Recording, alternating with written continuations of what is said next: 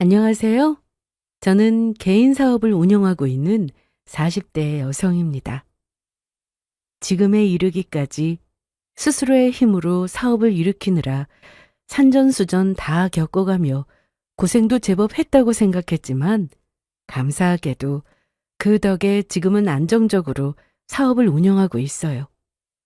노력한다고 해서 반드시 돌려받을 수 있는 건 아니라는 걸 저도 모르지 않기에 현재에 만족하며 항상 노력하며 지내고 있습니다.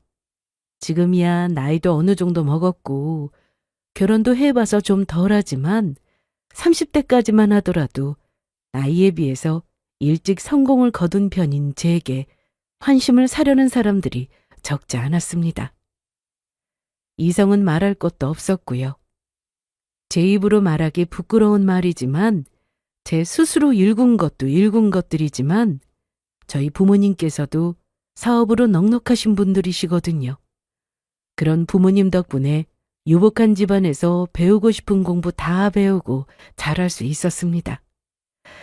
자식들 교육에 지대한 관심이 있으셨던 부모님들 덕분에 부족함 없이 배울 수 있었고 사랑하면서 가지고 싶었던 것 딱히 가져보지 못한 경험도 없습니다.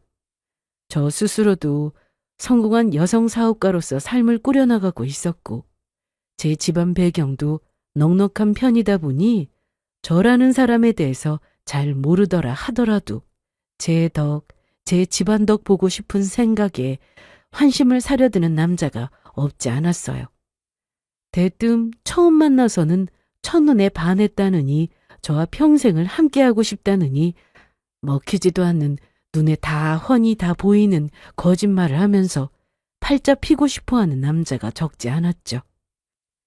결혼에 대한 생각이 부정적이지는 않았지만 주변에 이렇게 여자 덕 봐서 팔자 고치고 싶어하는 남자들이 없지 않았다 보니 자연스레 경계심이 커질 수밖에 없었습니다. 제 입장에서야 당장 결혼을 급하게 생각하는 것도 아닌데 자기한테 떨어질 것만 생각하고 나와 내 집안 재산 노리는 놈과 결혼하고 싶은 생각은 애초에 없었어요. 어느 정도 저 머리 굵어지기 시작하면서부터는 부모님도 항상 경계의 말씀을 아끼지 않으셨고요. 애련이 너는 엉뚱한 놈 만날 생각하지 말고 공부 열심히 하면서 기다리고 있어. 엄마 아빠가 세상 최고의 신랑감을 찾아다 데려올 테니까. 저희 부모님 입장에선 경계할 수밖에 없었을 거예요. 위로는 오빠들만 있고 하나밖에 없는 고명딸인데다가 세상 부족함 모르고 살아온 딸 자식 걱정되셨겠죠. 나이 차이가 제법 나는 오빠들도 항상 막내 여동생이 가장 귀한 줄 알고 애정을 많이 쏟아주었으니 더욱 세상 무서운 줄 모르고 엄한 놈한테 꼬드김을 당하지는 않을까 걱정스러우셨을 거예요. 하지만 그런 부모님 걱정과는 달리 저는 타고난 성격이 그리 낭만적인 편은 되지 못했습니다. 애초에 부모님 덕에 많은 것을 누리고 살 수 있었던 만큼 저도 제 능력으로 성공을 이루어내서 지금껏 누려왔던 만큼은 누리고 살고 싶었고요. 가난한 사람이라고 해서 돈 있는 사람에게 덕을 보려는 사람들만 있을 리는 없다고 생각하기는 했지만 나와 비슷한 사람 중에서도 나와 마음 맞는 사람이 한 사람은 있지 않을까 그렇게 생각하기도 했고요. 굳이 부모님 걱정하실 만한 사람을 만나서 시작부터 난관이 많을 결혼 생활을 하고 싶은 마음은 없었습니다. 하지만 그건 그거고 내 집안과 내 재산 노리는 놈과 결혼하기 싫었다 하더라도 적어도 제 스스로 호감 가는 사람과 연애 결혼하고 싶은 마음은 있었어요. 친정에서는 제가 결혼정년기에 들어서면서부터 당신들 마음에 드는 번듯한 사익감 소개시켜주고 싶어 하셨지만 결국 상대를 선택하는 건 제 몫이니까요. 결혼이 잘못되리라 생각하고 시작하는 사람은 없겠지만 살다 보면 어찌 될지 모르는 게 결혼 생활 아니겠습니까? 특히나 요새같이 결혼한 지 얼마 되지 않아 파경을 맞는 부부가 많다면 적어도 전적으로 내 선택으로 결혼 상대자를 골라야 최소한 엉뚱한 사람들 원망하는 일은 없을 거라는 생각이 들기도 했고요.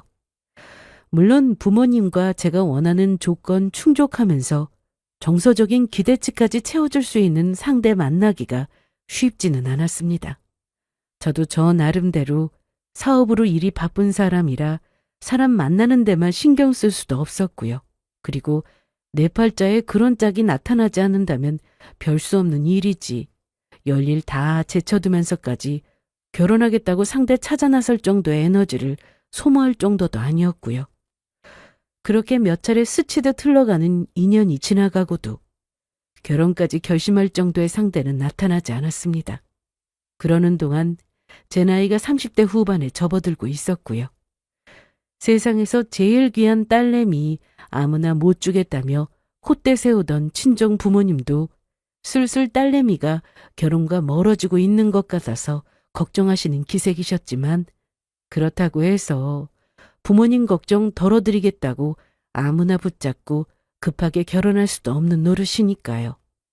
그러던 차에 만나게 된 남편은 여타 다른 이들과는 다르게 느껴졌어요. 집안은 가난한 사람이었지만 스스로 똑똑한 머리를 가지고 평생 열심히 노력해서 의사까지 된 자기 능력도 있고 성실한 사람이었습니다. 남편과는 지인과의 모임 자리에서 자연스럽게 만나게 되었고 처음부터 조건을 맞춰 소개받은 자리가 아니었다 보니 편하게 대화하게 되었습니다. 당시에 대학병원에서 성실하게 근무하던 중이었기에 항상 일이 많아 조금 피곤한 기색이기는 했지만 누굴 대하더라도 상냥하고 따스하게 대하는 모습에서 호감이 갔어요. 연애 전 따로 몇 번 더 만나는 자리에서도 그러한 태도는 한결같았습니다. 지인을 통해 이미 남편이 저나 저희 집이 경제적으로 부유하다는 사실을 모르지 않는 사람이었지만 꼭 매너 있게 먼저 계산을 하고 센스 있는 매너를 발휘할 줄 아는 사람이었습니다. 처음부터 그 사람이 제게 호감을 가지고 있는 티가 났지만 그렇기 때문에 저나 저희 집 재산 관련 이야기 나오는 걸 더 경계하는 것 같았습니다. 나중에 결혼하고 나서 그러더군요. 처음부터 내 조건이 당신에 비해 처진다는 거 모르지 않았고 그럼에도 불구하고 내가 마음이 먼저 가서 다가간 건데 적어도 나한테 별 호감이 없어서 거절당하는 건 그렇다 치더라도 조건 보고 눈 벌게져서 달려든 놈으로 오해당해 거절당하고 싶지는 않았거든. 실제로 저와 연애하면서 항상 제게 더 쓰고 베풀었으면 베풀었지 밥 한 끼 차 한 번을 저한테 안 얻어 마시려고 고집을 피우던 사람이었습니다. 만나는 사이끼리 밥도 좀 살 수 있는 거고 차도 좀 살 수 있는 일인데 경제적인 부분에서 제게 바라는 것이 없다는 걸 확실하게 하고 싶어 한다는 건 저도 어렴풋이 눈치채고 있었습니다. 물론 대학병원에서 근무하는 의사이니 벌이가 그리 적은 편이라고 할 수는 없었겠죠. 그 사람 본가가 그렇게 넉넉한 형편이 아니다 보니 의사 월급의 일부를 생활비로 붙이고 있다 하더라도 평범한 가정 꾸려서 생활하기에 모자람이 있을 정도는 아니었을 겁니다. 그럼에도 항상 자기가 저와 우리 집에 비해 부족한 부분이 있다는 걸 인지하고 특히나 그런 부분에 대한 저희 부모님 걱정을 덜어드리기 위해 노력하는 사람이었어요. 처음부터 가벼운 마음으로 만난 사람이 아니다 보니 만나면서 저희 부모님께 그 사람을 인사시켰고 저희 부모님 또한 그 사람의 사람 됨됨이를 참 마음에 들어 하셨습니다. 차를 탈 때도 같이 밥을 먹을 때도 항상 저부터 먼저 편하게 해주려고 배려하는 세심한 모습도 그렇지만 결정적이었던 건 본격적인 결혼 이야기가 나오기 전 남편 쪽에서 먼저 선수를 쳤기 때문이었습니다. 어머님, 아버님께서 무슨 걱정을 하고 계신지 저도 잘 알고 있습니다. 요즘에는 결혼 전에 혼전 계약서도 많이 쓴다고 하더라고요. 당연한 얘기지만 저 결혼한다고 해서 혜련 씨에게 경제적으로 기댈 생각 조금도 없습니다. 부족한 부분은 있겠지만 저 나름대로 제 능력으로 일해서 잘 생활하고 있고요. 혜련 씨 같은 사람과 평생을 함께할 수 있다는 것만 해도 제게 과분한 일이지 다른 건 바라지 않습니다. 제가 그다지 부유하지 않는 상대와 만난다는 걸 처음 아시고 은근슬쩍 제게 비슷한 말씀을 흘린 적은 있지만 설마 상대 입에서 그런 말이 나올 거라고는 저도 그렇지만 저희 부모님도 예상을 못 하셨습니다. 아이고, 무슨 그런 소리를 하나. 우리 애랑 결혼하게 되면 우리한테도 자식이 되는 건데. 부모님께서는 막상 남편이 먼저 혼전 계약서 이야기를 꺼내니 당황해서 손사래를 치셨습니다. 아무래도 처음에 잠깐이나마 사람의 진심을 곡해하고 비슷한 이야기를 꺼냈던 것을 민망하게 생각하시는 것 같았어요. 저희 부모님이 손톱만큼 남아있던 조금의 우려마저 떨쳐버리셨던 게 바로 그날 일이 계기가 되었을 거예요. 저는 이미 그 사람이랑 항상 붙어 있으면서 변함없이 저에게 진심을 다하는 모습을 보아왔으니 말할 것도 없었고요. 사람 참 괜찮다고 생각했습니다. 어려운 집안에서 홀로 힘든 일들 다 감당해가며 의사라는 어려운 직업까지 가지게 되는 동안 저 사람이 겪었을 고생이 결코 적지 않았을 겁니다. 그럼에도 불구하고 지난 어려움에 대한 억하심정이나 맺힌 것 하나도 없이 늘 모두를 유쾌하고 다정하게 대하는 사람이었어요. 심사가 꼬인 부분이 없는 사람이었습니다. 결혼해서 같이 살기에 남서방만큼 인품이 괜찮은 사람도 드물지. 이제는 완전히 남편의 편이 되어버린 저희 부모님 생각과 저도 크게 다르지 않았습니다. 게다가 결혼 준비하면서 저희 친정 부모님이 남편에게 따로 병원 독립하라고 저희 친정에서 도와주겠다고 한 말을 남편이 정중하지만 단호하게 거절한 이유로 완전히 마음을 활짝 여신 친정 부모님이셨어요. 예전에도 말씀드렸지만 저 그런 거 바라고 혜련 씨랑 결혼하려는 거 아닙니다. 지금 다니는 대학병원에서 일하면서 배우는 것도 많고요.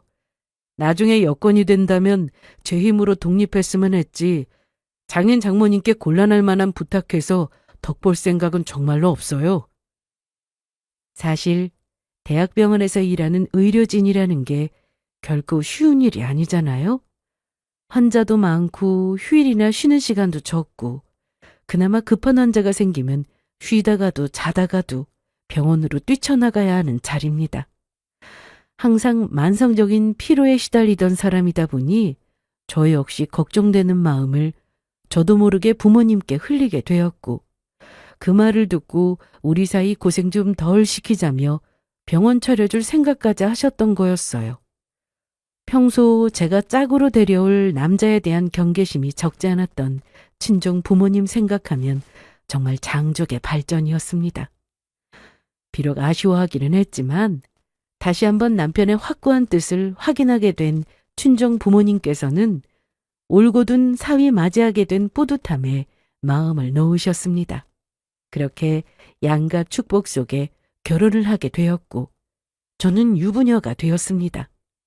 사실 그 사람과 함께 살게 되었다는 것 외에는 생활의 큰 부분이 달라지지는 않았어요. 여전히 대학병원 의사로서 바쁘게 살고 있는 남편은 같이 살면서도 얼굴 보기가 쉬운 편이 아니었고요. 결혼 준비하면서 시부모님을 처음 만나게 되었지만 제가 시부모님 되는 자리를 어려워하는 그 이상으로 며느리를 어렵게 생각하시는 시부모님이셨습니다. 그러지 마시라고 편히 대해달라고 몇 번을 말씀드리고 선물도 바리바리 챙겨 남편의 본가인 지방 시가에도 여러 차례 방문했지만 사업하느라 바쁜 사람이 힘들게 자꾸 여기까지 내려올 것 없다며 서둘러 돌려보내곤 하셨어요. 부유한 사돈인 제 친정 부모님은 저보다도 더 어려워하셨고요. 잘 배우고 곱게 키워주신 따님, 저희 아이한테 보내주신 것만으로도 과분하다고 생각하고 있습니다. 저희 부모님과 눈 마주치기도 힘들어하면서 어렵게 하신 말씀처럼 결혼했다고 해서 부유한 며느리 덕을 보려고 한다든가 하는 일은 일절 없었어요. 시집살이? 그런 건 제게 남일일 뿐이었습니다. 오히려 서울 저희 신혼집에 한번 놀러 오시라고 해도 한사코 거절하시는 탓에 두 분 얼굴 뵙기도 힘들 정도였죠. 저 나름대로 신경을 쓰기는 했으나 저도 제 사업한다고 바쁜 사람이었으니 아쉬움은 남는다 하더라도 최대한 아들 부부에게 폐가 되지 않으려는 시부모님 마음을 감사하게 받자고 생각했습니다. 남편은 병원 일로 항상 바쁜 사람이었지만 시간이 되면 저와 함께 저희 신혼집 인근에 친정집을 찾아 저희 부모님과 함께 시간을 보내려고 노력했습니다. 남서방, 요새 잠도 충분히 못 잔다고 하는데 휴일이면 집에서 쉬지 뭐 한다고 또 찾아와. 가족끼리는 얼굴 한번 더 봐야 더 정이 드는 법이잖아요.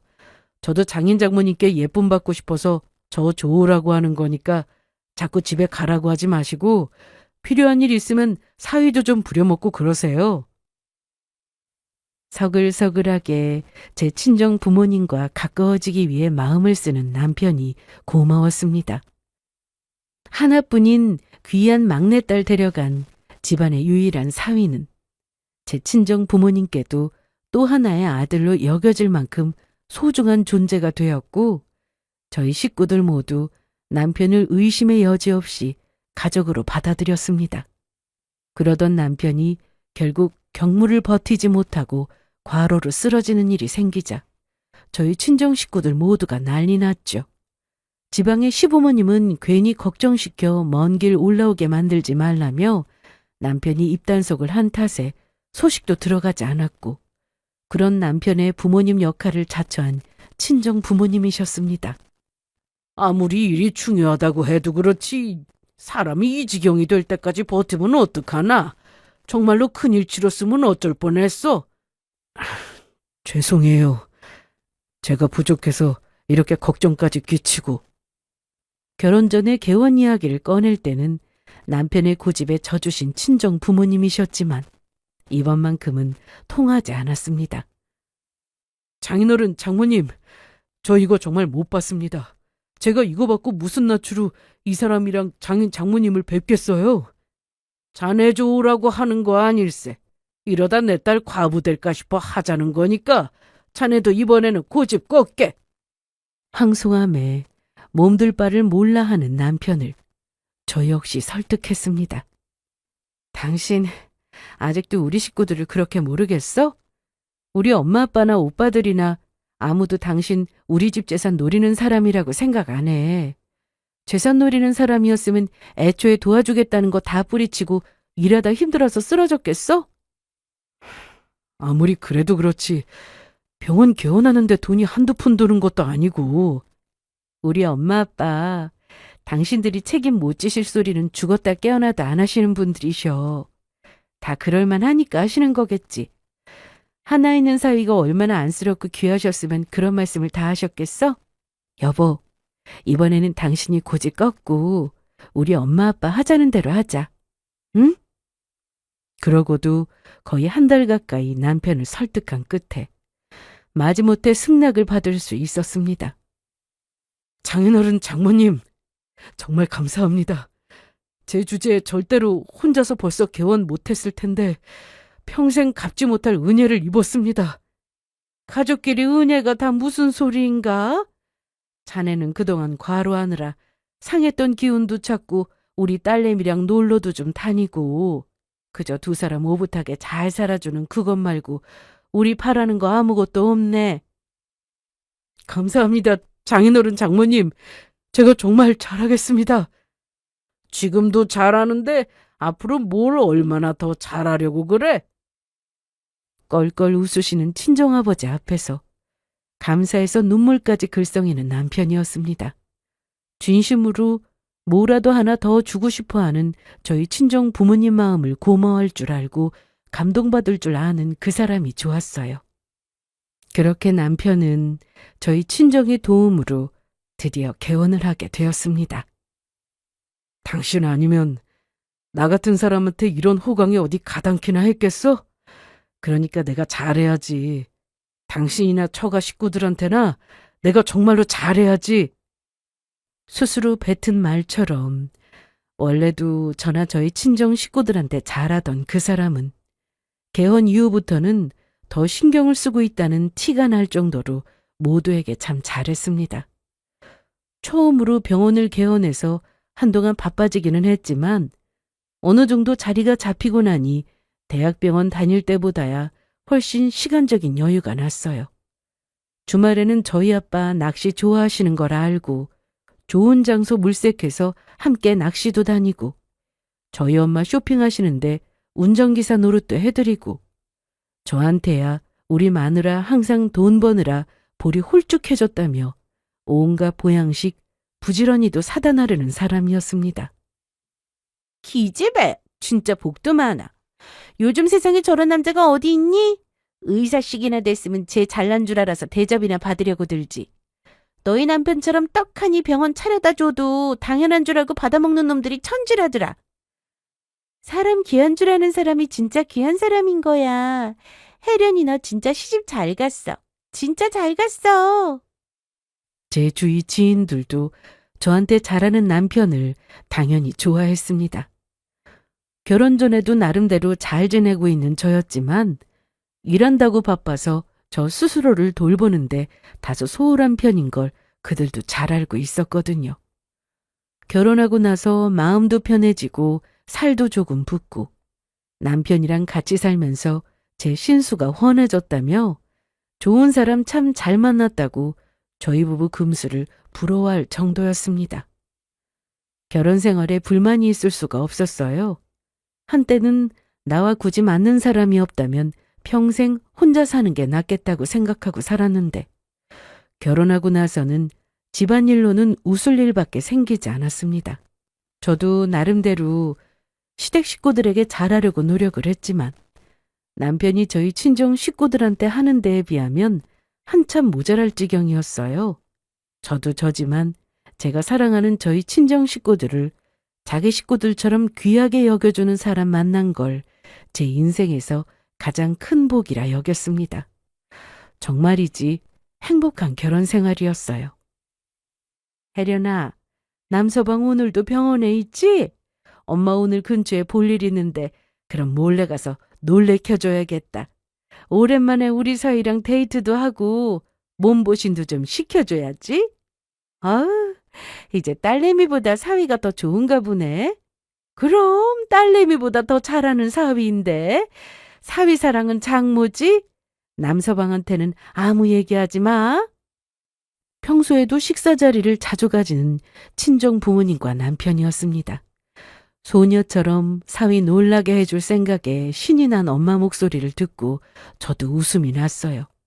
이 김에 우리 엄마한테 비싼 보양식 실컷 얻어먹고 기운 더 차리면 좋겠다고 생각하고 있는데 다시 엄마한테서 전화가 왔습니다. 엄마, 그 사람이랑 식사 잘하고 있어요? 아니, 그게 몇 시간 전까지 신나했던 엄마 목소리가 드물게 횡설수설했습니다. 엄마, 왜 그래? 무슨 일인데? 그 사람 자료 없어? 아니, 엄마, 도대체 왜 그래? 무슨 일 있어? 요새 네 남편 뭐 수상한 거 없었어? 그게 무슨 소리야. 그 사람한테 수상할 게 뭐가 있어.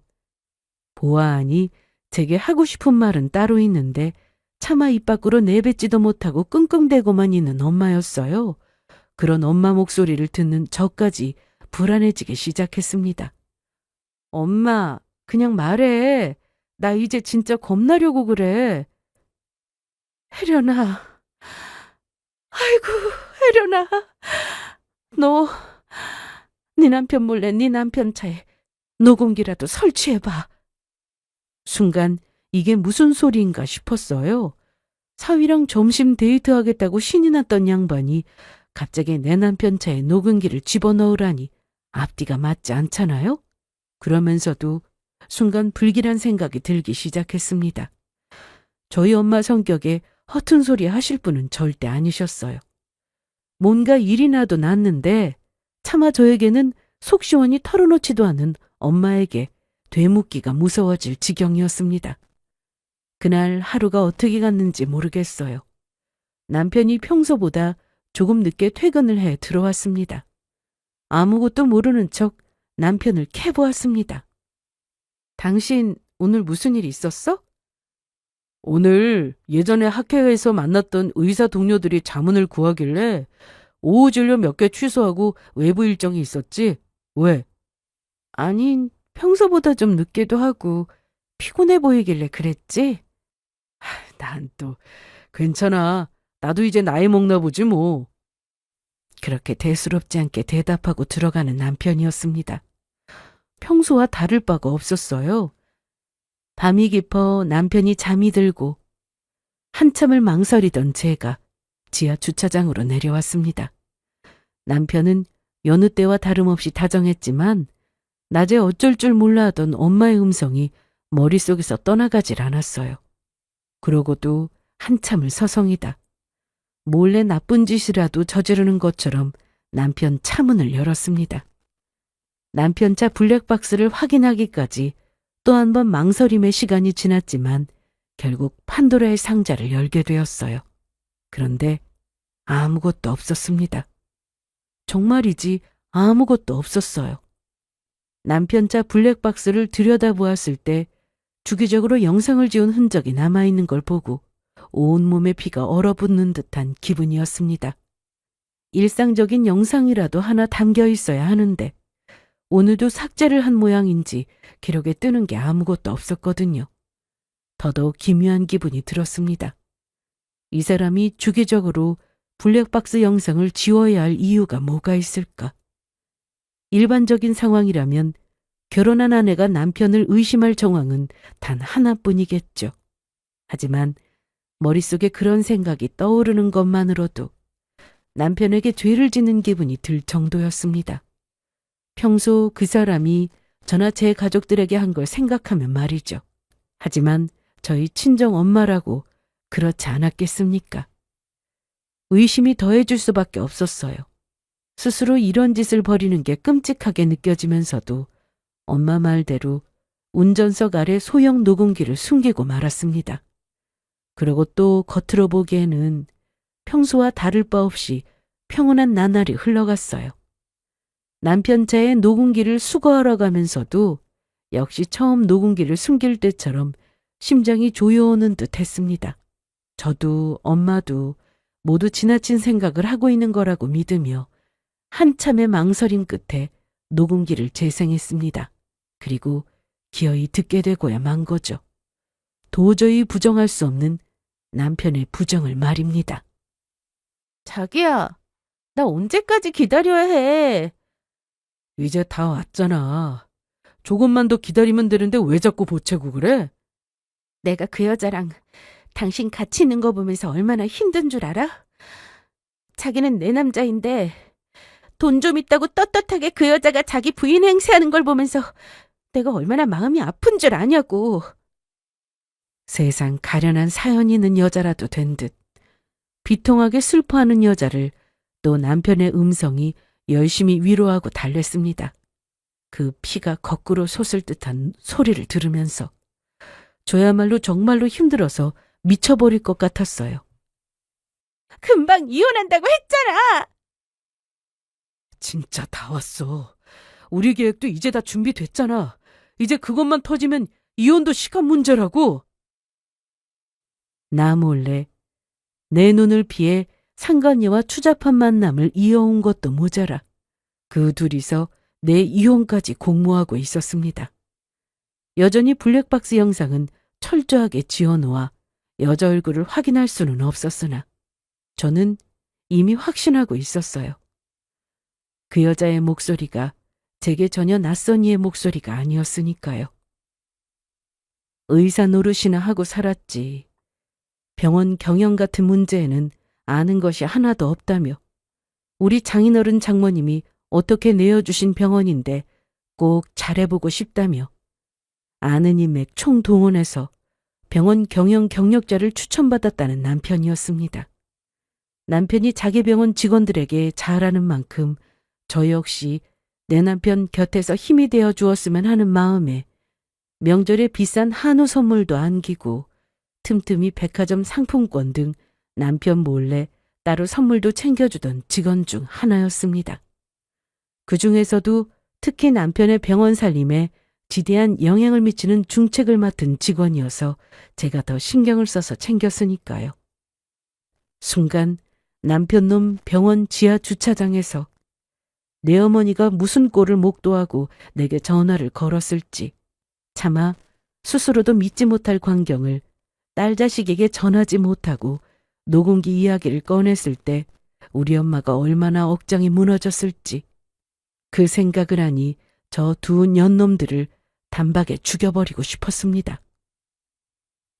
기댈 때라고는 친정 식구뿐이었어요.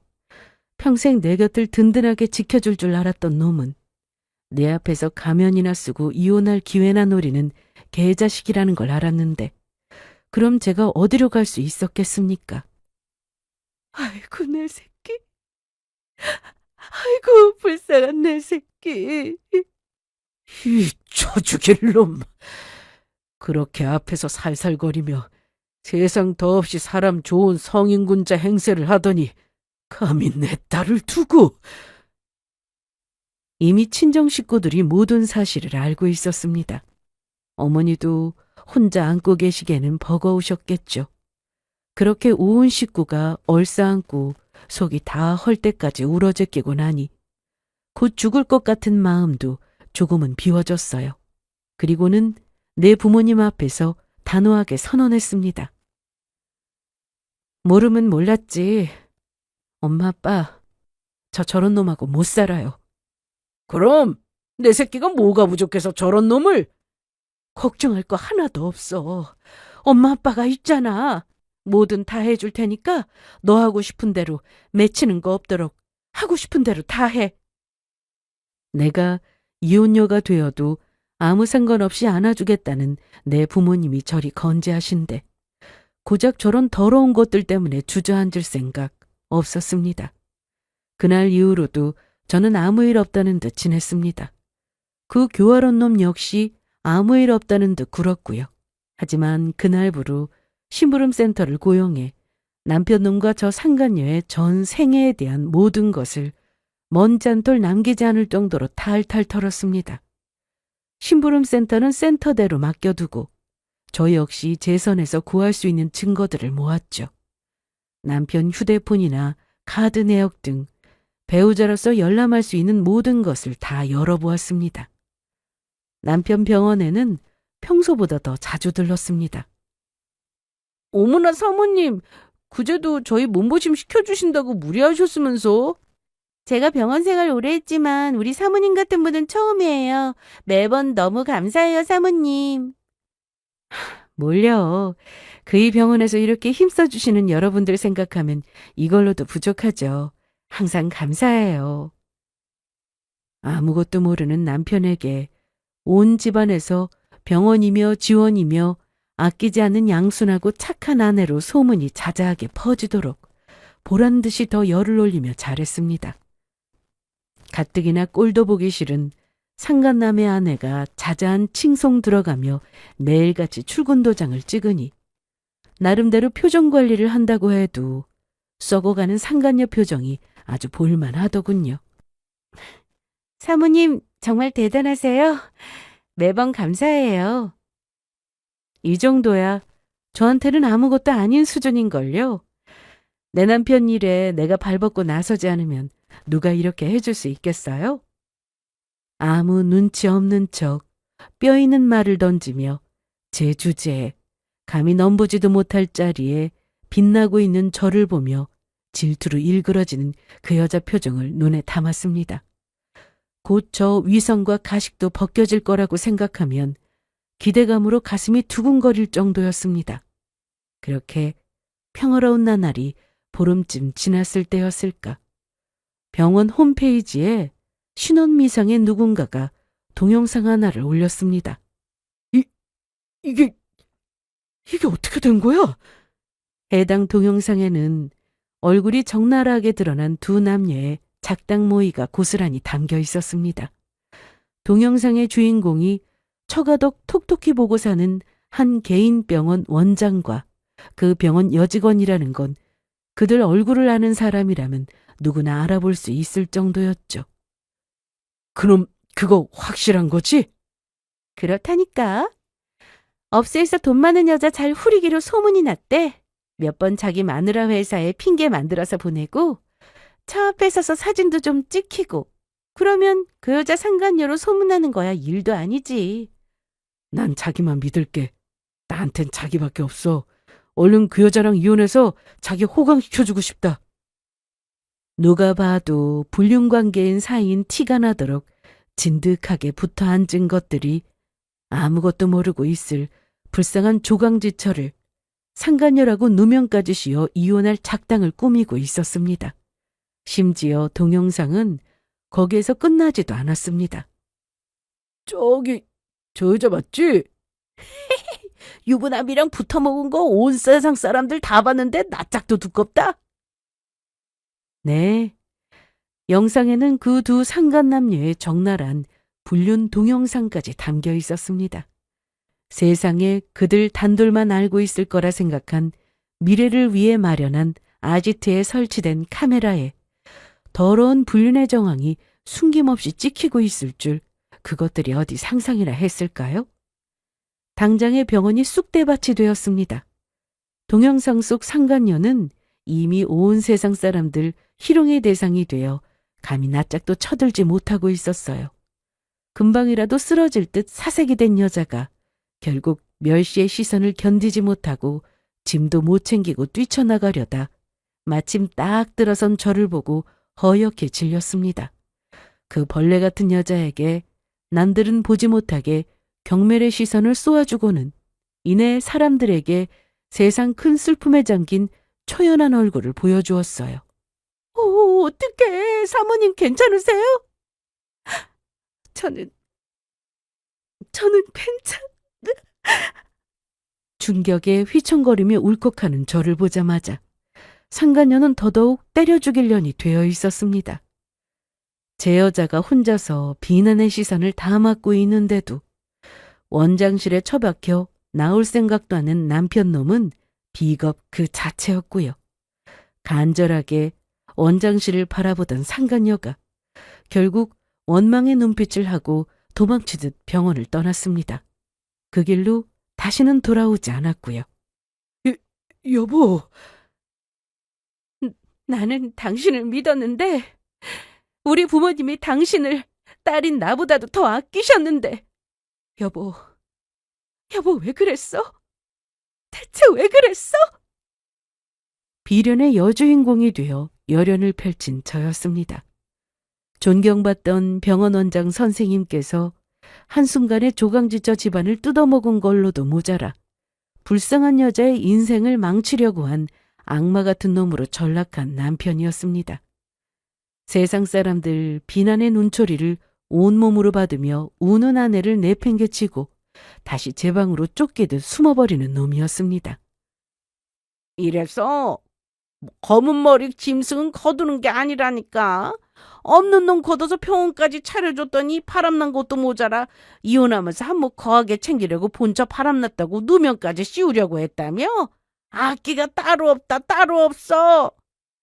여자만 안 됐어. 여자만 안 됐지. 그게 온 세상 사람들의 반응이었습니다. 애초에 이렇게 확실한 외도의 증거가 있는데 게다가 이혼하면서 병원이랑 저희 친정 재산 받아먹은 거 안 토해내려고 범죄 모의까지 하지 않았습니까? 이보다 더 확실한 유책 사유가 없었어요. 분노한 제 친정 부모님께 그날로 병원 빼앗기고 당연히 저희 부모님이 해주신 신혼집에도 들어올 수 없는 남편이었죠. 나 내찌고 상간녀 만든 돈으로 제 내연녀와 호의호식할 줄 알던 놈이 하루아침에 길바닥에 나앉은 신세가 되었습니다. 장인어른, 장모님, 제가 잘못했습니다. 딱 한 번 실수였습니다. 이 정신 빠진 놈이 내 새끼 바람 누명까지 씌우려고 했으면서 한 번? 어디서 사람을 또 기만하려 들고 있어?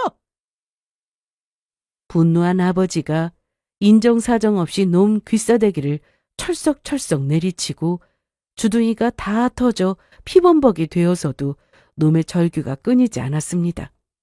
제발 혜련 씨 얼굴 한 번만 보게 해주세요. 끝낼 때 끝내더라도 말이라도 할 수 있게 제발 부탁드립니다. 감히 지금 누굴 나오라 말아야? 내 새끼 기만하고 여자 끼고 더럽게 놀던 놈이 여기가 어디라고 귀여워? 제 친정어머니한테 물벼락까지 맞고도 제발 저 한 번만 보게 해달라며 바닥에 기며 비는 놈이었지만 제가 놈을 보는 일은 없었습니다. 그러는 동안 이혼 소송은 착실히 진행되었습니다. 비싼 변호사 고용했지만 그가 무색하도록 제 승리는 너무나 확실한 일이었어요. 심지어 조사를 통해 그 둘이 무려 저를 만나기 이전부터 모종의 관계임이 확인되었습니다. 각자 만나는 사람 따로 두고 저는 처음부터 돈을 노리고 접근했다는 것까지 남편의 휴대폰을 통해 확인할 수 있었습니다. 그놈은 처음부터 그따위로 생겨먹은 놈이었어요. 자연스러운 첫 만남이라 생각했던 것은 놈이 철저하게 제 배경을 보고 심혈을 기울여 인맥까지 만들어가며 조작된 것이었습니다. 그러니까 처음부터 돈 하나만 보고 제 마음에 들기 위해 더러운 속내 감추고 납작 기어 살았던 겁니다. 결혼 후 병원 개원의 계기가 되었던 놈 쓰러졌던 일 역시 의도된 것이었음을 남편과 상간녀 대화 내역을 통해 확인했습니다. 처음부터 끝까지 단 하나도 거짓이 아닌 것이 없었던 놈이었으니 당연히 주제에 맞지 않게 저를 통해 주어진 것들을 단 하나도 놓치지 않고 철저하게 걷어들였습니다. 증거 하나를 잡자 나머지는 꼬리에 꼬리를 물고 줄줄 따라 나왔어요. 남편 휴식하라고 마련해준 내 건물, 내 재산을 가지고 더러운 미래장소로 잡은 것을 알고 이를 뿌듯 깔고 곳곳에 카메라 숨겨둔 것이 그리 많은 증거를 안겨주리라고는 저도 몰랐습니다.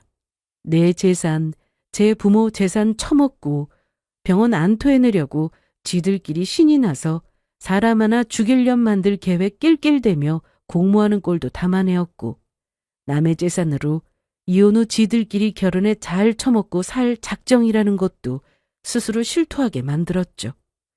심지어 더러운 범죄를 모의한 후 증거가 될 블랙박스 영상을 삭제하는 증거인멸에 대한 증거까지 확보했으니 그들은 벼랑 끝에 몰려 있었습니다. 당연히 이혼은 전적인 저의 압승으로 마무리되었고 상간녀 소송이라고 다르지 않았어요. 해당 소송으로 뜯어낼 수 있는 최대치를 뜯어냈습니다. 잠깐이나마 나와 내 친정 덕에 누린 것들 모두 빼앗긴 것도 모자라 온 세상의 수치스러운 동영상의 주인공까지 되어 모욕이란 모욕은 다 당하고 있었으니 사실상 사회생활도 끝장난 거나 마찬가지였죠. 남편 놈도 그랬겠지만 특히나 상간녀 타격이 컸습니다. 그 여자는 아예 제 집 문 밖으로 출입도 못하고 있었어요. 동영상 본 남자들마다 더러운 시선으로 낄낄대며 아래 위로 훑어보는데 아무리 본처 인생 매장시키려던 정신나간 상간녀라도 감당하기 어려웠을 겁니다. 온 세상 사람의 시선이 다 모욕이었겠죠.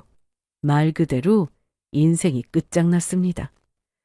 대인기피증으로 정신과 치료까지 받고 있다는 소리를 들어도 일말의 동정심도 생기지 않았습니다. 지은 만큼 벌 받는 거니 감당을 하든 말든 제가 알 바는 아니죠. 기생충 주제에 남의 남편한테 붙어서 우리 친정 부모님 재산으로 세운 병원에서 월급까지 타서 처먹은 걸 생각하면 그렇게 비참하게 살다 콱 죽어버려도 불쌍하다는 생각 들 것 같지 않아요. 이혼 소송이 진행되는 동안 착실히 제 주제에 넘치게 가진 것 빼앗기는 걸 실시간으로 당한 남편 놈이 끈질기게 제 친정으로 찾아왔습니다. 그럴 때마다 저희 친정 부모님은 물론이고 분노한 제 친정 오라버니들에게도 돌아가며 곤죽이 되도록 얻어터졌지만 그래도 살 길은 그것뿐이었겠죠. 저는 소송 내내 놈에게 제 얼굴 한번 보여주지 않았습니다. 아마 그 사달이 나고도 저 하나 잘 구슬리면 그래도 살 길 열리지 않을까 그리 생각하고 그 모욕을 당하면서도 포기를 못했을 겁니다. 그리고 그게 제가 의도한 바였어요. 끝에 끝까지 욕심을 못 버리다. 마침내 모든 걸 다 잃으면 얼마나 허망하겠어요? 그리고 놈의 비참한 꼴을 보는 제 마음은 또 얼마나 속이 후련하겠고요. 그래서 밖에서 놈이 잘못했다고, 자기 이러다 죽는다고, 제발 한 번만 살려달라고 짐승처럼 울부짖어도 한 번도 만나주질 않았습니다. 이혼 소송이 모두 마무리되고 놈이 그야말로 아무것도 가진 것 없는 소송까지 모조리 패소해 병원은커녕 빚만 잔뜩 진 폐인꼴이 되고서야 비로소 제 얼굴을 보여주었죠. 여보 정말 보고 싶었어. 이미 남남이 된 마당에 그 호칭은 좀 그렇지 않아? 그렇게 죽지 못하는 여자 두고 왜 내가 보고 싶을까? 이미 그 둘 사이가 파국으로 끝났다는 걸 뻔히 알면서도 속을 긁었습니다. 심지어 상사인 유부남한테 세뇌당했다며 자기들 인생 망쳐놨다고 상가녀 집안에서도 남편놈에게 소송을 걸었더군요. 그 인간들도 참 뻔뻔한 인간들이에요. 그리 주제 모르고 처음부터 날 속여 상간녀와 한탕 해먹으려고 들더니 참 별것도 아닌 사이였어요. 그들도. 여보, 제발 잠깐만 딱 한 번만이라도 나한테 시간 좀 내주면 안 될까? 내 앞에서 사시나무처럼 벌벌 떨며 간곡하게 비는 놈을 대단한 선심이라도 베푸는 양 차에 태웠습니다.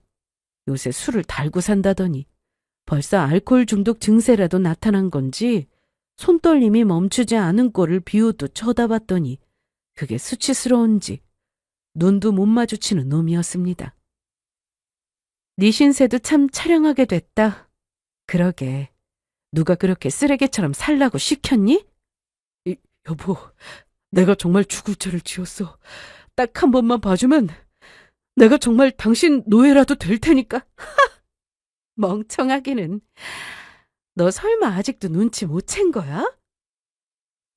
모욕을 주는데도 여전히 제게 선처를 구하는 놈의 꼴을 보니 저도 모르게 웃음이 터졌습니다. 영문을 모르겠다는 듯 멍청히 나를 바라보는 놈에게 목소리를 낮추고 속삭이듯 말했습니다. 너 그 동영상 그거 다 어디서 났을 거라고 생각해? 악마 같은 제 속삭임에 잠시 넋을 잃은 놈의 눈에 순간 깨달음과 함께 분노의 기색이 떠올랐습니다. 이내 충격에 말까지 더듬는 꼴이 더없이 하찮아 보였죠. 어떻게 당신이 나한테... 여자 있는 놈이 남의 재산 등쳐먹겠다고 접근해서 사기 결혼까지 하는데 고작 이런 걸 가지고 뭘... 야, 네 놈만 나 속일 수 있을 줄 알았니? 멍청한 놈이. 나 없으면 니까짓 게 뭐나 된다고. 지금 네 꼴을 좀 봐. 그러게 덤빌 수 있는 데다가 덤볐어야지. 주제도 모르는 놈이 건방 떨다 신세다 망쳤네. 여전히 충격에 덜덜 떠는 놈 보란 듯이 눈앞에 블랙박스 영상을 삭제했습니다. 상간녀와 낄낄대며 수도 없이 했던 짓을 똑같이 하는 저를 보며 이제 놈의 눈에는 공포심이 가득했죠. 내가 저 같은 놈이 상대할 수 있는 이가 아니라는 걸 놈도 그때서야 깨닫게 된 겁니다. 너 행여나 어디 가서 쓸데없는 주둥이 놀릴 생각 마. 이만하면 지금도 내가 많이 봐준 거라는 거 너도 알겠지? 두 번 다시 내 앞에 나타났다가는 그때는 사회적 매장이 아니라 진짜 아무것도 모르는데 매장될 수도 있어. 그러니까 앞으로 주둥이 간수 잘하고 짜증나게 너 어디서 숨을 쉬니 어쩌니 그런 소리 내게 안 들어오게. 죽은 듯이 사는 게 그나마 니놈 남은 인생에도 신상에도 이로울 테니까. 마침내 완벽하게 복수에 성공한 제가 지은 더없이 만족스러운 미소에 완전히 공포에 질려버린 놈이었어요. 지금껏 당한 걸로 보아 저나 제 집안이나 허풍이 아니라 충분히 그러할 수 있다는 걸 체득했으니 말입니다. 그렇게 허겁지겁 차문을 열고 도망쳐서는 그 이후로 소식도 모르도록 쥐죽어 사는 놈입니다. 뭐 어디서 이미 객사를 했는지 그건 모르겠지만 적어도 이 땅에서 의사 노릇 못하고 살고 있는 건 확실합니다. 그렇게 저는 제 인생 유린하려 든 것들에게 배는 더 갚아주고 이혼에 성공했습니다. 모든 것 다 잃게 만들고 그러고도 사람 구실 못하게 만들고 싶었으니 더없이 만족스러운 결과입니다. 제 행동에는 후회한 점 없어요. 그렇게 하지 않았더라면 두고두고 한이 되었을 테니 맺히는 것 하나 없도록 시원하게 되갚아주길 잘했다고 생각하고 있습니다. 오늘 제 사연은 여기까지입니다. 들어주신 모든 분들께 감사드리며 앞으로도 어깨 쫙 펴고 당당하게 잘 살겠습니다.